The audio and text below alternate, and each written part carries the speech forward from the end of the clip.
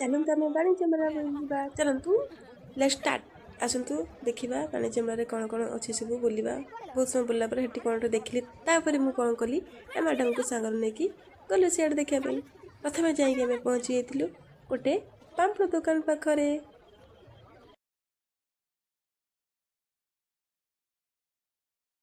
ଆମେ ଯାଇକି ସିଧା ପହଞ୍ଚିଗଲୁ ପ୍ରସିଦ୍ଧ ନୟାଗଡ଼ ଛେନାପୋଡ଼ ପାଖରେ। ତାପରେ ଟିକେ ଦେଖୁଥିଲୁ ଛେନାପୋଡ଼, ଦେଖିକି ପଳେଇ ଆସିଲୁ। ତାପରେ କିଛି କାଠର ଫର୍ଣ୍ଣିଚର ପଡ଼ୁଛି, ମୁଁ ତ ଦେଖୁଥିଲି ବହୁତ ବଢ଼ିଆ ଲାଗୁଥିଲା, ହାତ ମାରିକି ପଳେଇ ଆସିଲି। ତାପରେ ଟିକେ ଆସିଲୁ ପଡ଼ିଆ ମଝିକି ପଳେଇ ଆସିଲୁ, ଦେଖିଲୁ ଚକି କିଛି ପଡ଼ୁଛି ଛୋଟ ଛୁଆଙ୍କ ଖେଳନା, ତାକୁ ବି ଟିକେ ମୁଁ ଦେଖିଲି।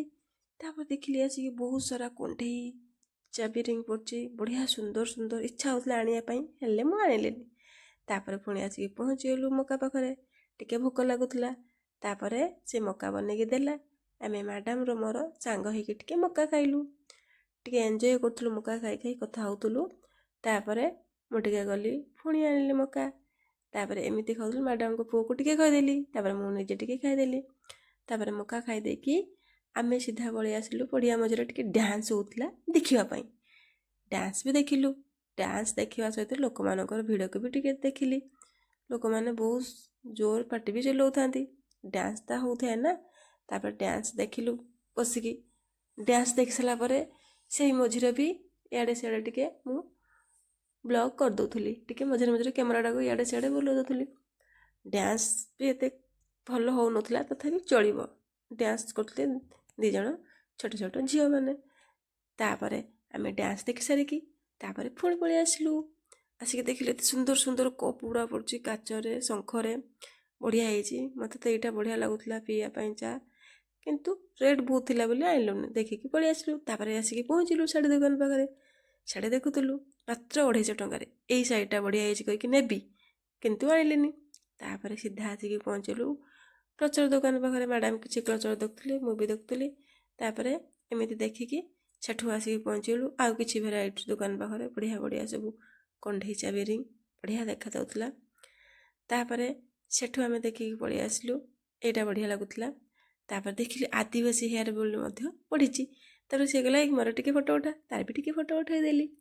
ତାପରେ କ'ଣ ହେଲା ନା ଆମେ ସେଠୁ ପଳେଇ ଆସିଲୁ, କିଛି ବଢ଼ିଆ ଭେରାଇଟି ଚକୋଲେଟ୍ ପଡ଼ିଛି, ତାକୁ ମଧ୍ୟ ଖାଇବା ପାଇଁ ଇଚ୍ଛା ହେଲା। ମୁଁ ତ ହାତ ମାରିକି ଟିକେ ଦୁଇଟା ଆଣି ପାଟିରେ ପକେଇଲି। ତାପରେ ବଢ଼ିଆ ବଢ଼ିଆ ଇୟରିଙ୍ଗସ୍ ଦେଖିକି ସେଠୁ ତାପରେ ଆସିଲୁ, ପୁଣି ଚାଲିଲୁ ଆମେ କିଛି ଦେଖିବା ପାଇଁ। ୱାଓ, ଏଠି ବାଇଚଢ଼େଇ ବସା ପଡ଼ିଛି, ବଢ଼ିଆ ସୁନ୍ଦର, ମୋର ଆଣିବା ପାଇଁ ଇଚ୍ଛା ହେଲା, ଯାହା ଗୋଟେ ଆଣିଲି। ତାପରେ ଆମେ ଚାଲିଲୁ ସବୁ ନେଇଯିବା ପାଇଁ ସେଇ ଖେଳନା ପାଖକୁ। ପୁଣି ପୁଅ ଦେଖିଲା, ପୁଅ ବି କହୁଥିଲା ମୁଁ ନେବି। ତାପରେ ଆମେ ଦେଖି ଦେଖି ଭାବିବାକୁ କ'ଣ କଲୁ, ତାପରେ ଚାଲିଲୁ କିଛି ଦୋକାନ ପାଖକୁ, ଦେଖିଲି। ତାପରେ ଯାଇ ବ୍ୟାଗ୍ ବି ପଡ଼ିଛି କିଛି ଦୋକାନ ପାଖରେ। ଏମିତି ହେଇକି ଆସିଲୁ, ବଢ଼ିଆ ବଢ଼ିଆ ବ୍ୟାଗ୍ ପଡ଼ିଥିଲା 300 ଟଙ୍କାରେ, ସୁନ୍ଦର ସୁନ୍ଦର। ତାପରେ ମୁଁ ଏଇ ବ୍ୟାଗ୍ଟାକୁ ବାଛିଥିଲି ଆଣିବା ପାଇଁ। ତାପରେ ସିଧା ଯାଇକି ସେ ଆମେ ଛେନାପୋଡ଼ ଟିକେ ଖାଇଦେଲୁ। ଛେନାପୋଡ଼ ବି ବହୁତ ଟେଷ୍ଟି ଥିଲା, ନୟାଗଡ଼ ଛେନାପୋଡ଼ ଖାଇଲୁ, ଭଲ ଥିଲା।